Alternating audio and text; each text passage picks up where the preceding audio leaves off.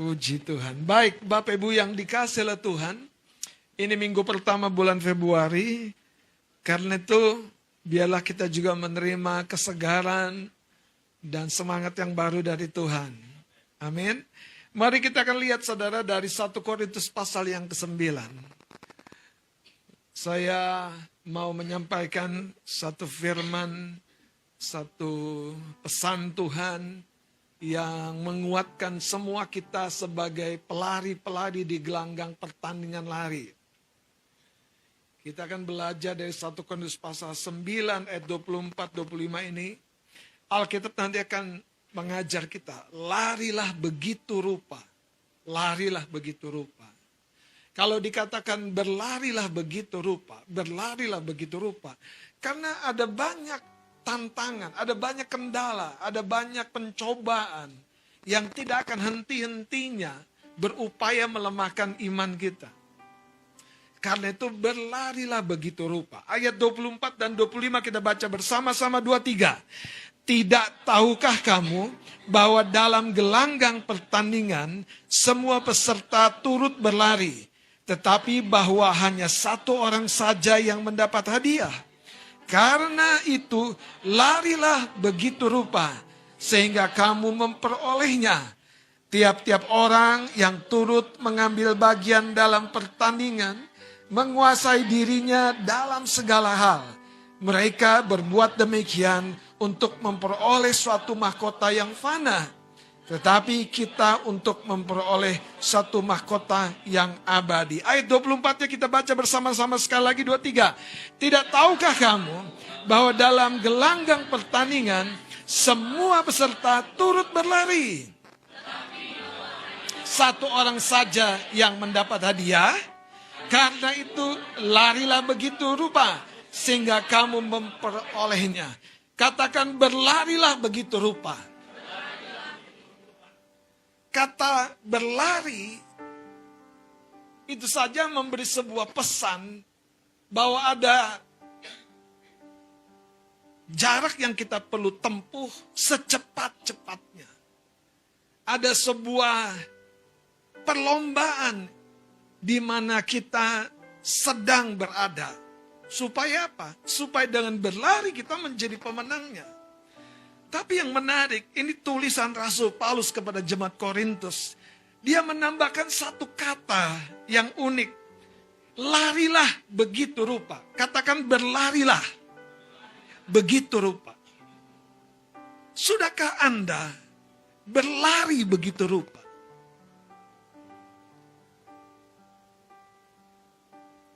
Bapak Ibu, ada sebuah perlombaan di dunia satwa. Perlombaan berlari dari seekor kelinci, bangau, dan kemudian kura-kura. Anda langsung bilang, pasti kura-kura kalah. Saudara, ketika peluit dibunyikan, kelinci yang namanya kakinya itu elastis, melompat sana, melompat sini, melompat sana, melompat sini. Sambil dia ketawain kura-kura. Lambat sekali. Berat. Kenapa? Bawa rumahnya. Apa tinggalin aja rumahnya? Malah itu lebih berbahaya lagi saudara. Karena rumahnya itu menjadi perlindungan bagi si kura-kura. Yang lebih seru lagi, bangau, peluit dibunyikan. Dia set, langsung terbang. Enggak langsung ke tujuan, enggak langsung ke garis finish, malah dia putar lagi saudara, putar lagi. Sambil mengejek kura-kura dan kelinci. Dia pikir dengan kemampuan hebatnya, dia pasti jadi pemenang. Tetapi pertandingan belum selesai. Yang sangat disayangkan, kelinci ini asik saudara, lompat sana, lompat sini. Sampailah di satu tempat, dijumpai makanan kesukaannya. Dia tinggal di situ, dia singgah di situ dan dia menikmati. Dia menikmati makanan kesukaannya, yaitu wortel. Saudara. Wah, sementara kura-kura sudah dienyek, sudah diledek. apa boleh buat. Ini sudah speed maksimum. Mau digas kemana lagi? Mau digaskan kemana lagi? Nggak bisa, saudara. Kura-kura pokoknya bertanding dengan konsekuensi kalah dalam penilaian umum. Burung bangau lebih keren lagi. Set, set, set. Sampailah di sebuah pohon ranting yang hijau. Dia hinggap, saudara. Dan dia lihat di sawah itu ada makanan. Dia terbang meluncur. Dia ambil makanan. Dia naik lagi ke pohon. Dia hinggap. Sementara sang kura-kura bertekun. Bertekun. Bertekun. Singkat cerita, hari yang tadinya pagi cerah berubah jadi sepoi-sepoi basah sejuk, saudara. Kelinci tertidur, burung bangau ngantuk di atas pohon. Tetapi kura-kura terus, saudara, berjuang, berlomba. Waktu dia lihat lawan tandingnya tertidur, dia makin semangat lagi, saudara. Rumahnya yang berat itu dia tidak pikirin. Tadinya sempat dia mau lepasin, saudara. Dia pikul rumahnya. Dia berlomba. Ketika batas menjelang garis akhir begitu dekat, saudara, tiba-tiba awan berlalu lagi dan matahari terik bersinar lagi. Kelinci terbangun, burung bangau kaget, tapi kura-kura tidak bisa dikejar. Dia sudah sangat dekat dan tiba di garis akhir. Ketika semua peserta tergebengong-bengong karena yang tidak diduga, karena yang tidak diunggulkan, justru menjadi juara dalam pertandingan itu. Anda pernah lihat? Ada banyak kemenangan itu faktornya karena lawan oper bola salah terus. Lawan oper bola salah terus. Kita sih biasa-biasa aja serve. Kita juga smash nggak hebat-hebat banget. Tapi lawannya salah terus, saudara.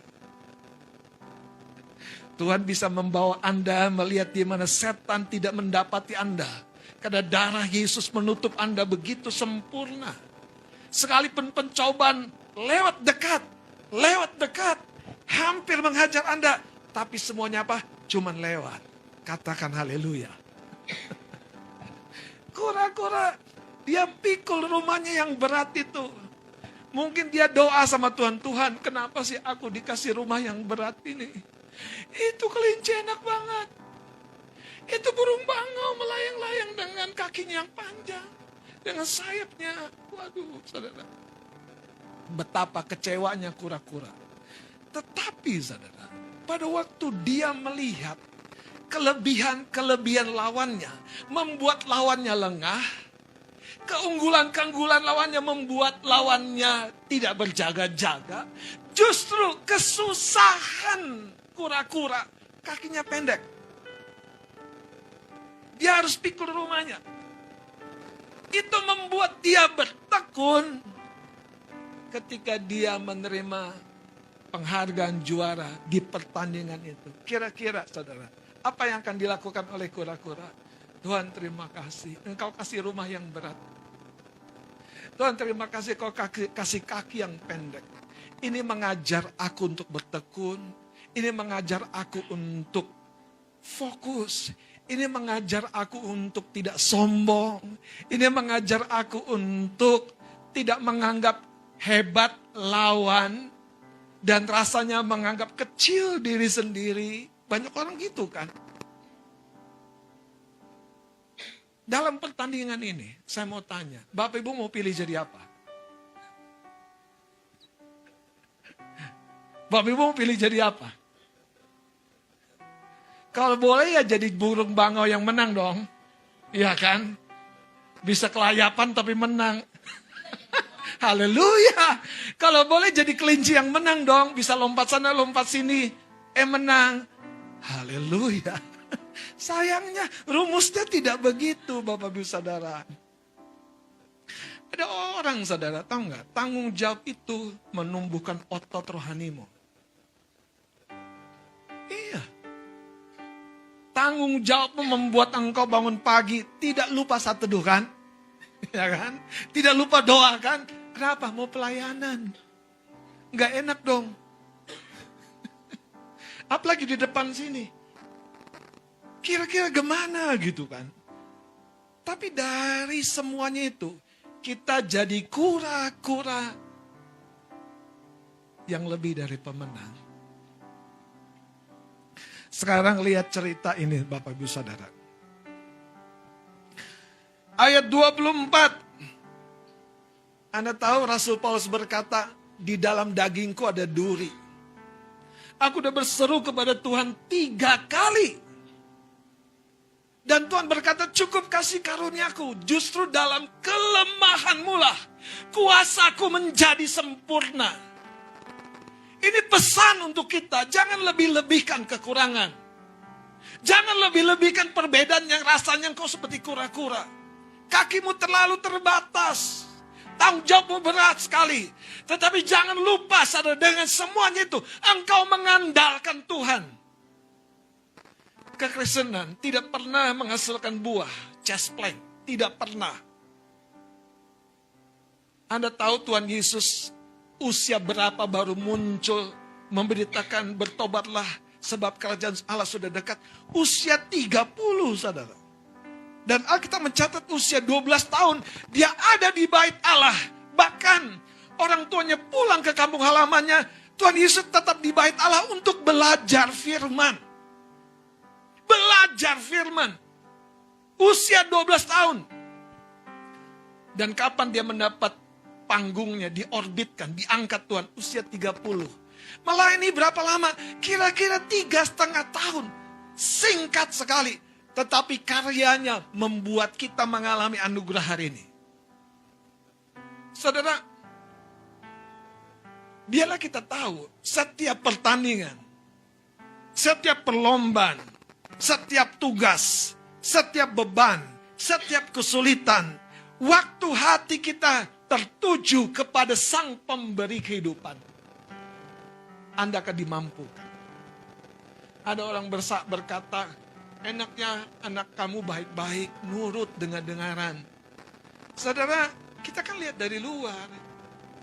Versi utuhnya kita nggak tahu, nggak lihat dari dalam. Iya kan? Sama, kadang-kadang ada Bapak Pendeta, Pak Pendeta Robert, enaknya jemaatnya baik-baik semua. Oh puji Tuhan, dengaran semua, haleluya. Tekun beribadah, setiap berdoa ada amin. Kau ragu dengan diri sendiri? Gimana kau kata? Ada amin. Saya bilang puji Tuhan, saudara. Semua tuh selalu belum kelihatan versi utuhnya. Tetapi jangan bersedih hati, saudara.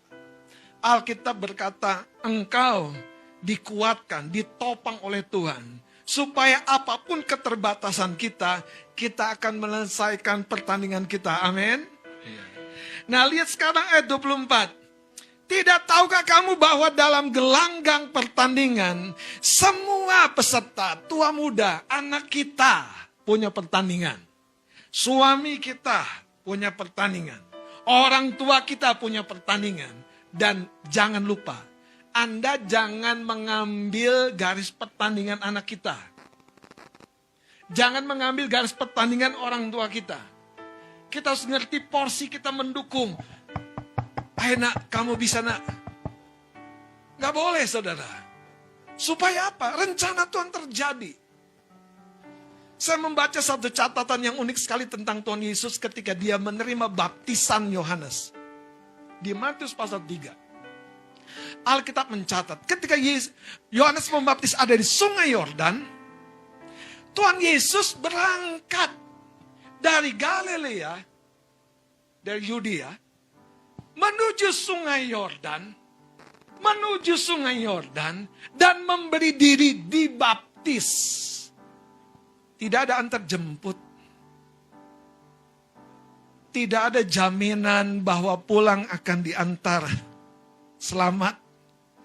Tidak ada jaminan perut akan tidak kelaparan kalau ibadah di kemah pujian.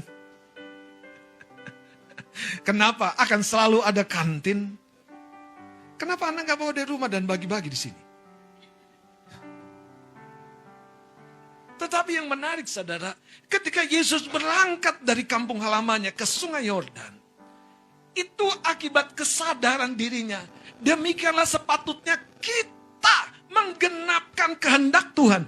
Jadi siapa yang menggenapkan kehendak Tuhan? Apakah Tuhan atau apakah Bapa di surga? Ternyata kita yang telah mengetahui kehendak Tuhan. Kehendak Tuhan buat kita hari ini, berlarilah begitu rupa. Mari kita lihat saudara. Apakah kita orang yang suka stop-stop di sana sini? Apakah kita orang yang suka terbang, melintir dikit, hinggap di pohon, lupa turun? Atau kita seperti kura-kura, memantapkan hati. Yang lain udah sukses Tuhan. Aku kapan? Tenang nak, kakimu memang pendek. Rumahmu memang berat, tapi aku tidak pernah membiarkan engkau. Ayat ini berkata begini, bahwa dalam gelanggang pertandingan semua peserta turut berlari. Tetapi bahwa hanya satu orang saja yang mendapat hadiah. Rasul ini memberikan sebuah resep yang unik. Yang unik sekali. Yang kita perlu pahami dalam-dalam hari ini. Karena itu apa? Larilah begitu rupa. Lari dengan penyesuaian. Lari dengan kesadaran. Lari dengan sebuah upaya yang terbaik. Lari dengan bijak, dengan cerdik. Lari dengan saudara. Contoh ya. Kalau kita mau berlari dengan tempo yang sprint yang cepat, tentu sepatunya berbeda. Karena itu larilah begitu rupa. Kalau Anda mau berlari maraton, tentu sepatunya beda lagi. Karena itu larilah begitu rupa. Lari dengan menyesuaikan diri. Untuk setiap kita yang punya tanggung jawab seperti kura-kura, ketekunanmu selalu akan membuahkan hasil yang tidak pernah mengecewakan. Firman yang berkata, ya, untuk Bapak Ibu Saudara yang seperti kelinci, jangan mencrok sana, mencrok sini kelamaan. Lupa, aku harusnya bertanding di mana ya? Lupa jadwal, lupa tugas. Ntar pesan sama Kak Ani, sama Kak Nani. Tolong aku dikasih jadwal lebih sering ya, supaya jangan lupa. Nah itu bagus tuh.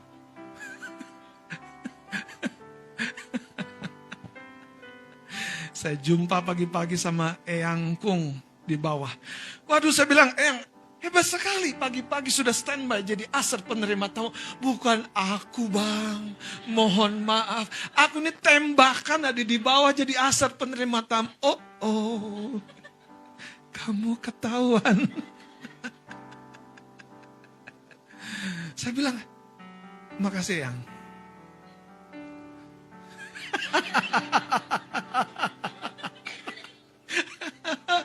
Maka saya bilang, wah Yang, karena kemarin saya ketemu Yang. Kemarin lagi saya ketemu Yang. Kok Yang tugas terus?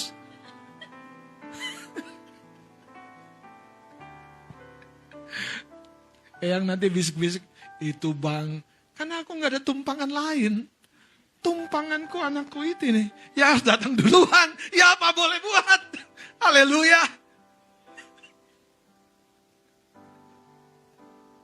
Saudara berlarilah begitu rupa. Haleluya. Memasuki usia 50, saya ngobrol-ngobrol sama istri. Ma, kalau posisi duduk, beban ke kanan terus, jangan kelamaan. Karena tubuh kita ini udah beda.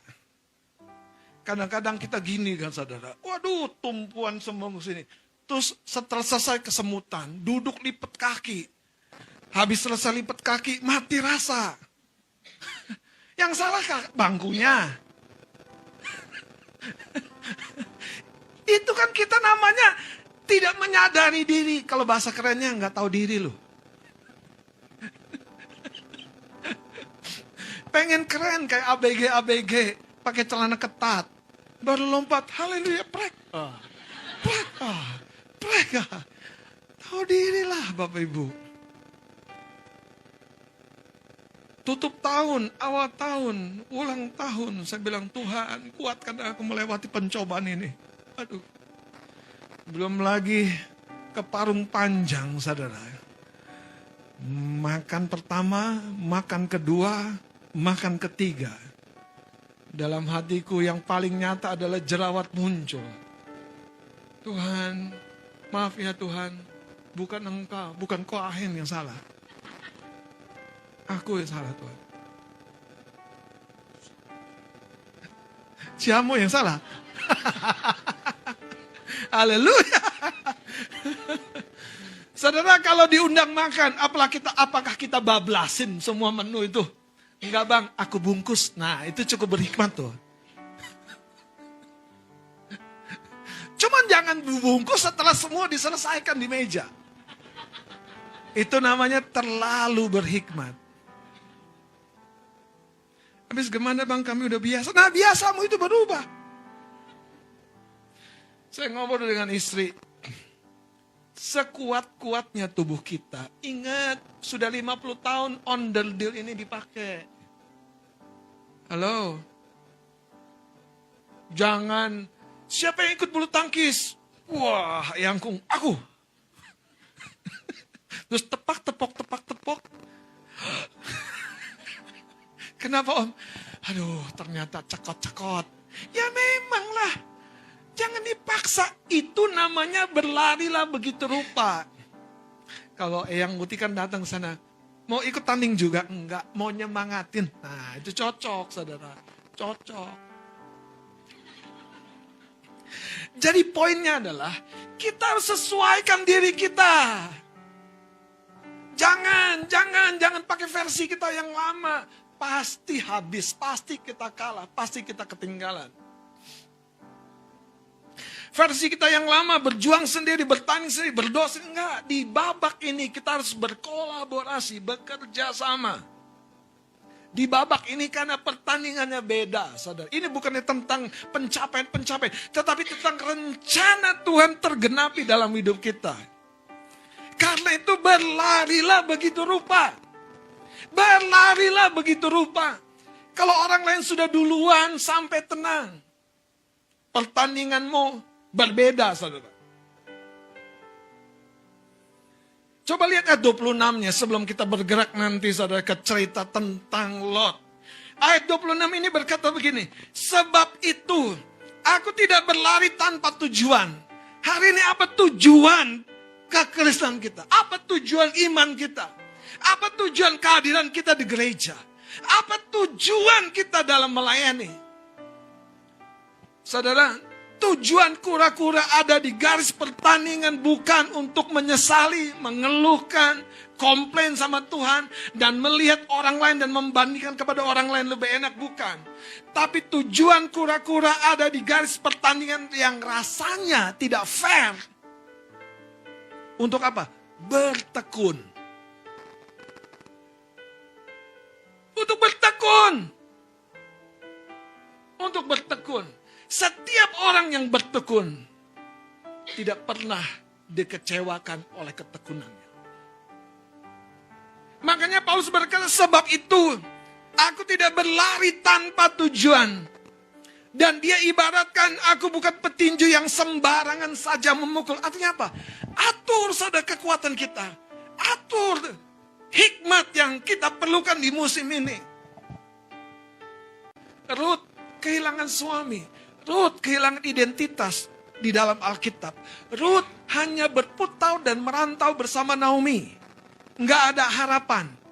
Tapi Rut bertanding dalam komitmennya sebagai menantu. Tapi Alkitab menceritakan ketekunan Rut, kesetiaan Rut membuahkan hasil. Yang mencatat dari Rut lah lahir nanti Isai ayahnya Daud. Dan di dalam garis itu lahirlah Kristus anak Daud. Orang-orang yang bertekun, orang-orang yang bertahan, orang-orang yang seperti ayat ini Aku tidak berlari tanpa tujuan. Bapak saudara, apa yang hari ini mudah menggeser haluanmu? Mari kita lihat satu cerita yang unik dalam Kejadian pasal 19, saudara.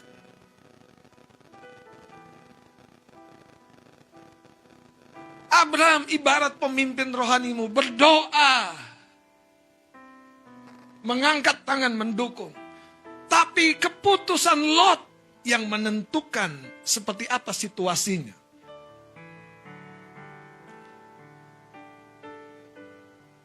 Coba lihat sekarang Kejadian 19 ayat 12 saya baca.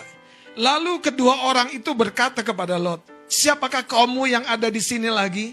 Menantu atau anakmu laki-laki, anakmu perempuan, atau siapa saja kaummu di kota ini? Bawalah mereka keluar dari tempat ini, dari Sodom dan Gomora. Dua orang ini adalah malaikat utusan Tuhan karena sebuah doa syafaat. Ketika Anda terganggu untuk melakukan kesalahan, jangan teruskan. Ingat seperti Bileam, diganggu di jalan menuju kesalahan. Jangan teruskan. Sayangnya tidak demikian dengan kaumnya Lot, yaitu anaknya. Mereka berlambat-lambat. Lihat lagi saudara, ayat yang ke-13.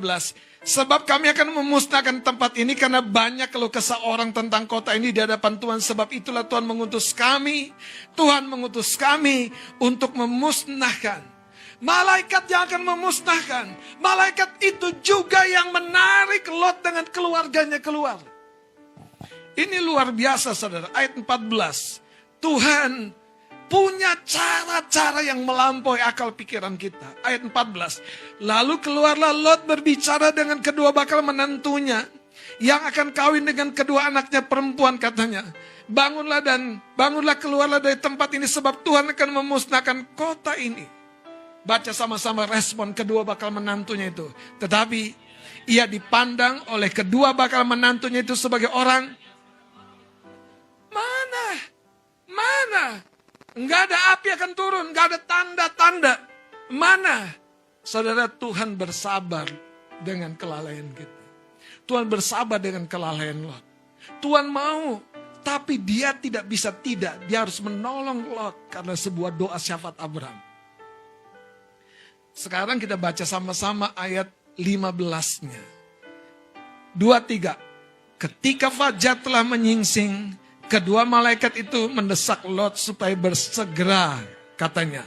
Bangunlah, bawalah istrimu dan kedua anakmu yang ada di sini, supaya engkau jangan mati lenyap karena kedurjanan kota ini. Terus, ketika ia berlambat-lambat, maka tangan istri dan tangan kedua anaknya dipegang oleh kedua orang itu. Sebab Tuhan hendak mengasihani dia. Lalu kedua orang itu menuntunnya keluar kota dan melepaskan di sana. Saudara, ini yang saya mau garis bawahi. Jangan pernah lupa. Tuhan selalu ingin melakukan bagiannya yang terbaik. Tapi jangan biarkan kita tidak melakukan bagian kita yang terbaik. Sekarang lihat ayat 17. Kita baca lagi 2-3. Sesudah kedua orang itu menuntun mereka sampai keluar, berkatalah seorang, larilah, selamatkanlah nyawamu. Perhatikan, janganlah menoleh ke belakang dan janganlah berhenti dimanapun juga lembah Yordan. Larilah ke pegunungan supaya engkau. Yang pertama apa? Larilah, selamatkanlah nyawamu. Janganlah menoleh ke belakang. Katakan jangan menoleh ke belakang. Saudara, siapa bilang manusia daging ini tidak punya gravitasi? Contohnya tentang makan saya yang saya ceritakan. Masa-masa perayaan itu gravitasinya kuat sekali, saudara. Dia akan tarik kita mundur. Jadi orang yang lupa mengendalikan diri di area makanan. Masalahnya ini bukan makanannya, tapi dari makanan itu kesehatan kita akan mulai mengalami gangguan-gangguan. Bagaimana di area keuangan? Bagaimana di area hubungan? Kita harus sadar, manusia daging ini punya tarikan ke belakang. Karena itu Alkitab berkata, Janganlah menoleh ke belakang. Ada amin? Haleluya. Kira-kira apa sih yang ditoleh di belakang? Paham gak kata menoleh? Kata menoleh itu lihat-lihat gitu, tengok-tengok saudara. Kata menoleh itu bukan berubah haluan. Kata menoleh itu lirik-lirik saudara. Kata menoleh itu membiarkan fokus kita bercabang. Yang kedua, kan itu berlarilah begitu rupa. Yang pertama, jangan biasakan menoleh. Kalau Anda punya manusia lama di area keuangan, belajar saudara. Libatkan kebenaran. Biarkan hikmat dan tuntunan dari Tuhan menuntun kita. Jangan toleh lagi belakang, saudara. Ujungnya kita akan terikat begitu rupa dan kembali. Tuhan gak pernah bermain-main dengan perjalanan hidup kita. Di area kesehatan, hati-hati. Sekarang lihat, yang kedua dikatakan apa? Baca. Dan janganlah berhenti dimanapun juga. Kenapa di lembah Sungai Yordan? Kenapa di lembah Yordan? Lembah Yordan ini yang menarik matanya Lot ketika dia memilih. Ketika Abraham bilang, pilih kamu kemana? Kamu ke kanan, aku ke kiri. Dan Lot memilih lembah Yordan. Kenapa? Rumputnya hijau, airnya limpah. Tapi sayang sekali, lembah inilah yang paling terhubung dengan Sodom dan Gomora. Saudara, kehidupan kedagingan kita akan selalu berlawanan dengan manusia rohani kita. Pilihan kita yang menentukan kita akan tumbuh di mana? Di kehidupan kedagingan kita atau di kehidupan rohani kita. Bangun pagi, nanti malam aja doanya. Malam ada undangan jalan-jalan. Niatnya doa. Nanti bisa ibadah online. Waktu mau ngeklik ibadah online, nggak enak. Di sebelahnya lain, saudara. Lagi scroll yang enak gitu, yang lihat. Nanti aja, sampai malam lupa. Niat baik belum tentu berujung baik. Tapi ketika kita tidak berhenti, saudara coba lihat sekarang. Pesan ini bukan pesan yang kosong. Karena dikatakan larilah ke pegunungan, larilah kepada kehidupan yang lebih ilahi, lebih tinggi, lebih berkenan kepada Tuhan. Larilah kepada kehidupan yang lebih kudus, lebih disiplin. Larilah kepada kehidupan yang lebih memberi diri kepada pemimpin rohani yang membimbingmu, saudara. Lihat, Lot, sayang sekali. Dia penuh dengan kompromi, dia penuh dengan tawar-menawar. Yang ujungnya, saudara, dia mengubah haluan. Dia lari dan menuju Zoar. Tapi ayat 26-nya, tolong seorang boleh baca ayat 26. Ya.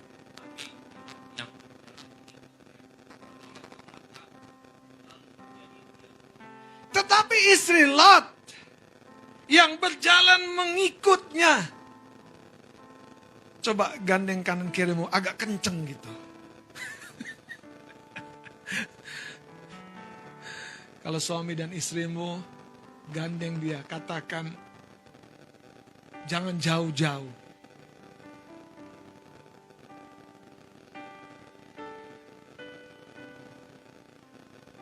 Coba kira-kira saudara, waktu api turun dari langit, Sodom dan Gomora di bumi hanguskan. Istri Lot sudah mendengar sebuah pesan yang sama.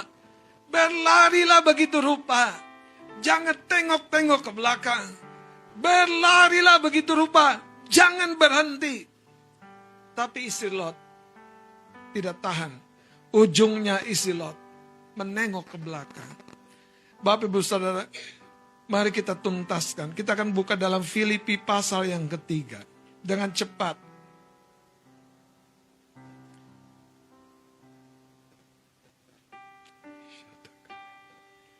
Saya akan baca dari Filipi pasal yang ketiga ayat yang ke-17. Saudara-saudara, ikutilah teladanku dan perhatikanlah mereka yang hidup sama seperti kami yang menjadi teladanmu. Karena seperti yang telah kerap kali kukatakan kepadamu dan yang kunyatakan pula sekarang sambil menangis. Banyak orang yang hidup sebagai seteru salib Kristus. Seteru salib Kristus. Ini bukan orang tidak percaya, saudara. Ini orang percaya. Dan ayat 19 dikatakan, kesudahan mereka ialah kebinasaan. Tuhan mereka ialah perut mereka. Manusia daging mereka, Tuhan mereka.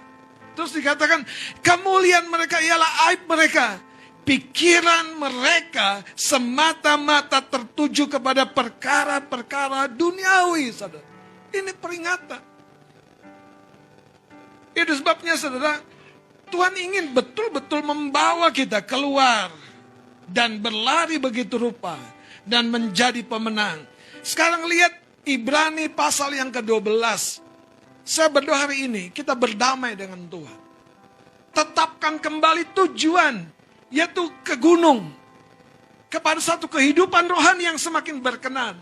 Kepada kehidupan rohani yang semakin menghambakan diri kepada Tuhan. Supaya oleh semuanya itu tadi, rumah kura-kura justru dimaksudkan supaya kita mengandalkan Tuhan, bertekun dalam salib yang ujungnya engkau dan saya jadi pemenang. Kita jadi kura-kura yang bertekun. Saya berdoa kita jadi kura-kura yang tidak komplain dengan rumah yang berat, kaki yang pendek. Tetapi mata kita tertuju kepada garis akhir. Saya mau berkata begini, Bapak Saudara.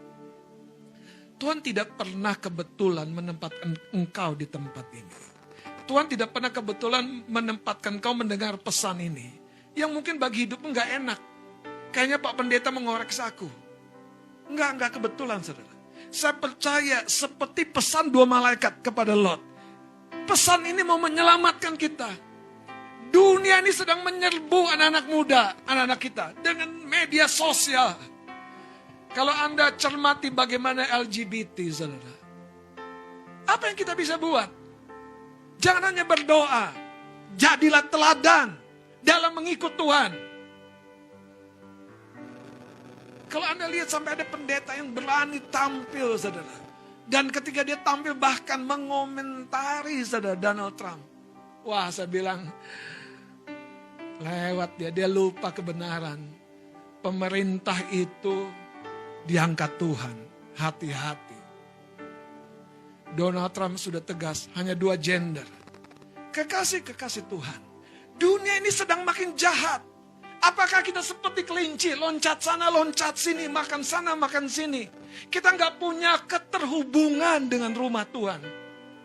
Apakah kita seperti bangot, terbang melayang, terbang melayang, terbang melayang. Dan kita kehilangan garis pertandingan. Angin membawa kita bias. Saya berdoa, kita jadi kura-kura yang bertekun, yang akan menang. Katakan sama-sama, amin.